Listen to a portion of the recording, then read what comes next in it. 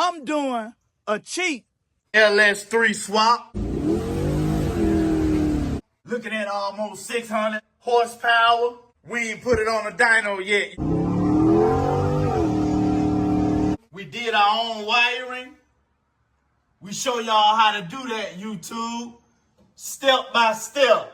Did our own fuel system. We show y'all how to do that as well. Step by step, YouTube. Everything you need to know. Step by step. LS swap, baby. If you clicked on this video, either you working on an LS swap or you have the desire to do an LS swap. And you know, just like I know, these LS swaps, they already can be pretty pricey and cost a lot of money. That's why today, YouTube, I want to show you how to save $5,000 doing a cheap LS swap. But before we do that, if you like learning how to do LS swaps in old school cars, the most inexpensive, cost-effective way you can, without sacrificing quality or performance, let Chevys R Us help you do your LS swap, YouTube. We a family, man. We gonna do this thing together. Make sure you click that subscribe button. Make sure you turn on your notification bell. That way you see all the videos when we post them. And I need for you to drop me a comment in the comment section and say I'm riding with Chevys R Us, Tone.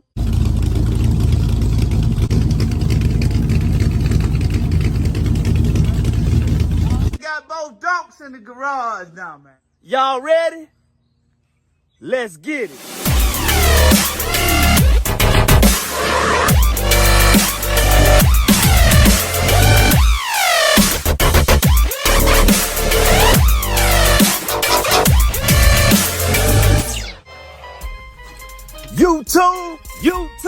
YouTube. This your boy, Tone coming back at y'all one more again, YouTube, with another great video on Chevys R Us, man. Y'all already know what time it is, man. We outside, man.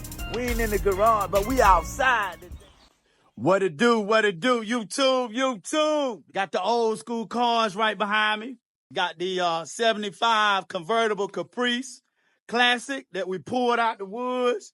And this is what we're going to be talking about today. The 72 LS3 swap convertible Impala. This is what we're going to be referring to today when we discuss and I show you how to save $5,000, man, while you doing your LS swap or while you planning your LS swap, man. I want to show y'all how to save that money. That $5,000, man, you can take that and put that $5,000 somewhere else in your old school car bill or in your LS swap bill. But you got to make sure that you do everything that I tell you in this video. Otherwise, you're not going to save $5,000. You know what I'm saying?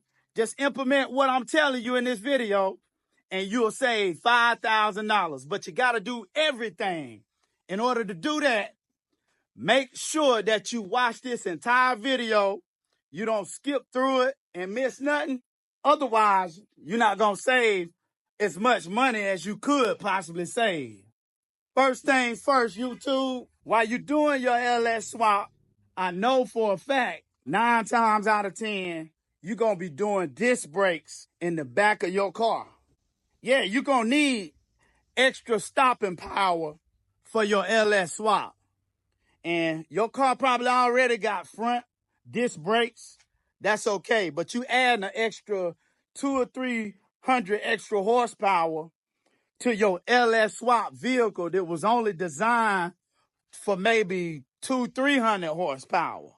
So yeah, you're going to need some extra stopping power. And by putting disc brakes in the back, that'll give you that extra stopping power that you need. I know you want to be able to drive your car the way you want to. You don't want to have to baby it, worrying about if you're going to stop or nothing after you put all that horsepower under the hood. So disc brakes is a very, very good option. 9 out of 10 LS swappers, they put disc brakes on their LS swap vehicle. I say that all to say this. If you look at a disc brake conversion kit, you can go ahead and Google it. It's going to cost you anywhere between $500 and $1,000 for a disc brake conversion kit for your A body, for your B body, for your G body, for your Fox body. It don't matter what kind of car it is, man. It's going to cost you anywhere between $500 and $1,000. Today, I want to tell you how to get around that so you don't have to spend $500 to $1,000 on a disc brake setup. Talk about the donk first. If you got a donk like one of these donks behind me, 71 to 76 Caprice or Impala, your lug pattern is 5-on-5. It's the big lug pattern. And the only thing you got to do to get disc brakes in the back of your car is find you a rear end out of a Chevy Caprice Classic in the junkyard that has disc brakes in the back. They made them vehicles with disc brakes in the back. A lot of them got drum brakes, but some of them got disc brakes. And you can just swap your whole rear end out. Now, if you ain't ever did no rear end swap like that, hey, click that link in the top right corner, and I tell you everything you need to know to make that rear end swap work. I even tell you how to make that rear end swap work on a G-body. But anyway, that's an easy, quick fix for your donk. Now, if you got a box Chevy, a B-body, what you need to look for in the salvage yard, you need to go and find a F-body from a 1988 all the way up until 1997. Find an F-body in the junkyard that has disc brakes in the back of it. Between them years, they made a lot of the F-bodies with disc brakes in the back for extra stopping power. And that's all you need to do. When you find that F-body in the junkyard, you take off the rear end cover, you take your C-clamps out, you take your spindles out, you know what I'm saying? And then you unbolt all of your hardware. You take the brackets that the caliper mounts to, you get the calipers, you get all the nuts, the bolts, the screws, everything, man. And boom, it's going to bolt right up and fit directly on your box Chevy rear end. That's a quick fix for your B-body. Now, for all my G-body boys, if you got a G-body, what you need to look for in the junkyard, you need to look for a 98 to 2004 Blazer in the junkyard. This 2-wheel drive. Yeah, they made those vehicles with disc brakes in the back. And when you go to the salvage yard, the only thing that you need to do, you need to make sure you take your rear end cover off, you take your spindles out, okay? And then you get all the hardware. You get the mounting brackets that the calipers mount to, you get the calipers, you get the rotors, you get the braking hardware, you get the emergency brake cable, you get everything. And all of that is going to bolt right up to your G-body. And it's a terrific upgrade. The rotors are actually bigger in diameter. So that means you got more surface. And the thickness of the rotor, I think it's a little thicker as well. And so all of that helps it to stop quicker and stop better, providing you extra and additional stopping power for your LS swap. You can't beat that, man. You can't beat it. And A-bodies, I have to get back with y'all on them A-bodies, man. I'm not too sure about the A-body, but for B-bodies and G-bodies, hey, that's the route to go. And now the F-body, if you got an F-body, I'm pretty sure that they made factory parts, you know, for disc brakes. So if you want disc brakes, hey, get the factory parts that fit your car. You know what I'm saying? You can't go wrong. And all of them parts, man, is gonna cost you probably less than $150. And you do the math. You pay $150 out the junkyard. You got your whole disc brake setup versus paying anywhere from $500 to $1,000. You know, you just saved. You just got a lot of extra money that you can put somewhere else in your LS swap bill. Hey, that's golden right there. That's the first thing. I'm going to say it again. If you got a G body, you know, you're doing an LS swap and you want disc brakes on the back, the only thing you got to do is go to the junkyard and get all of the mounting hardware. Pull the differential cover off, take the C-clips out, pull your spindles out, and then take off the mounting brackets that the calipers bolt to, and the screws, the nuts, the bolts. Keep all that. Keep the brackets, keep the bolt, keep the calipers, and grab the rotors if you want to. You got everything you need for your rear disc brake conversion. They call it a junkyard disc brake conversion. That's what they call it. The thing that you can save the most money on, I'm going to say that for last. All right? But the next thing is let me explain to you. Whenever you're doing an LS swap, you know, 9 times out of 10, you know, you're not going to go with a old school transmission. You're going to have like the 4L60E or 4L80E or 4L85E. You're going to have electronic transmission. When you put that in your car, it's 2 things that you got to have. Number 1, you got to have a cross member. All right. And also number 2, you got to have a LS swap gear shifter. And a lot of people that's doing LS swaps, you know, they'll go out and they'll spend anywhere between $200 and $300 on a cross member. Yeah, I got a G-Force cross member, or yeah, I got a cross member. It's 30. You know, it probably look real good, but you know, it costs you a pretty penny though. And what people don't know is that what you can do is whenever you put your LS drivetrain into your car, you know, don't go out and get no cross member yet, man, because you may not need to buy a cross member, because the only thing that you have to do, and 9 times out of 10, this may work for you, man. And if it does, that's an extra $300 that you can save in your pocket. And what you got to do is you stick a board under the transmission, and then you put a jack under it. You know, after you get your drivetrain in, make sure you do that. And you can kind of jack it up and kind of finagle that cross member a little bit. And that cross member may work for you. The only thing is you may have to drill some new holes on your frame rail. That's what I had to do for the 72 Impala. Matter of fact, let me show it to y'all so y'all can see what it looked like real quick. All right, YouTube, check that out, man. Let me bag up right here.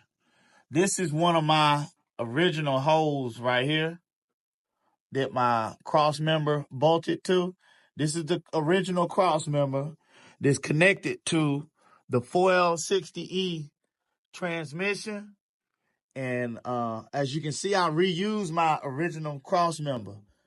It moved from up here. This is one of the original holes to where this was actually forward a little bit. And so I had to redo these 2 holes right here. Boom. Just move it back a little bit and re-drill one of these holes over here. That's all I had to do. Factory cross member, re-drilled a hole on the frame, and now, boom, I ain't got to spend $300 on a cross member, y'all. Now, the second thing that you need for your electronic transmission to work properly for your LS swap and for you to be able to select all the gears that is available in that 4L60 or in that 4L80 or whatever kind of electronic transmission you're using for your LS swap is a LS swap gear shifter. The mechanism for the older gear selectors on the older style General Motors transmissions, the mechanism is different. And these adapter mechanisms or these LS swap gear shifter mechanisms, they can cost you anywhere from $50 to $500, man. Yeah, that's right. From $50 to $500. They got floor shifters. They got all kind of shifters that you can buy so that you can properly change the gears in your old school LS swap vehicle. All right. But I'm going to show you how to get around that. Y'all. Now, a lot of times, if you're doing an LS swap in an old school General Motors car, like a F body or a B body or a G body or something like that, it's a way around that. Let me show you what you need to do. This is my gear shifter linkage right here. This is the factory gear shift linkage. As y'all can see, the only thing I did is I took that other piece off of the 4L60E and I put an old school gear selector on there from like off a 350 transmission. It fits right on. This little metal bracket here fits right on, bolts right on. And then I was able to reuse my factory mechanism to change the gears. The only thing that I had to do is this little rod piece right here that my hand is on. And this piece right here, this piece was a little bit bent downwards. It was bent this way right here. And I had to heat this thing up with a torch right here. And I bent this piece right here. I bent it little by little. I bent it down a little bit, put it back on there, see if all the gears work. It didn't work. I bent this piece down a little bit more, heated it up a little bit more with a torch, and put it in a vise and bend it. You know what I'm saying? That's all you got to do. One more time. This is the factory gear selection mechanism that's controlling the 4L60E transmission. And the only thing that I had to do is this piece right here was bent too far up this way. It was bent too far at an angle. And I had to heat this up with a torch. I took this piece off the car, put this on a vise, heated up this part with a torch, and I bent this. That's the only thing I did.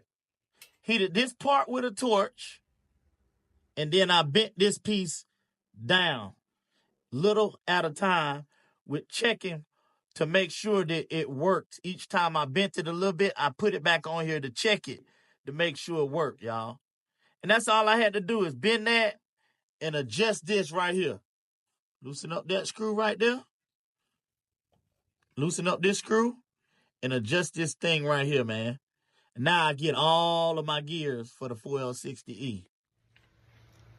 And boom, I didn't have to pay not one dime for an LS swap gear shifter because I reused what I already had. I made a small modification to it and I reused it. I saved. And if I can save, guess what? It'll save you too. You can save that money and put that money somewhere else into your LS swap. And you do the math. Between $500 and $500 for a gear selector. And then also between $200 and $300 for a cross member. You do the math and tell me how much money you saving on your LS swap.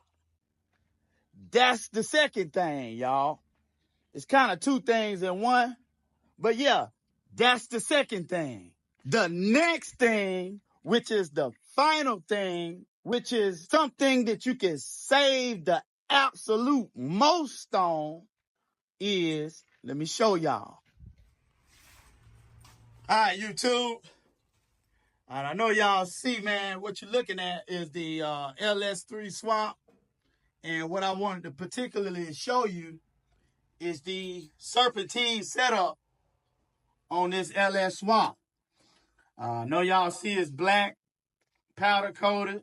You got the alternator, power water pump pulley, AC compressor, power steering pump, everything, man. It looks real pretty. Looks nice and pretty.